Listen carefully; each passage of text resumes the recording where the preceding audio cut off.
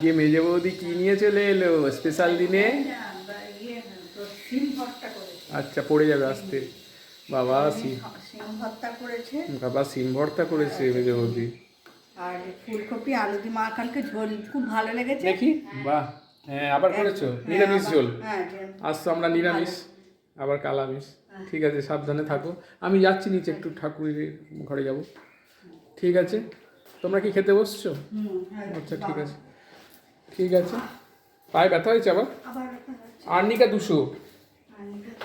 ওরা আজকে বৌদি এখনও কাজ করছে, তো আমি খেতে বসে গেলাম। আমি খাবারে আমাকে দিয়ে দিয়েছে, এখানে আছে পোস্ত, এখানে আছে ওলকপির তরকারি, এখানে ফুলকপি, আর এখানে হয়েছে সিম বাটা। এটা মেজে বৌদি দিয়েছে।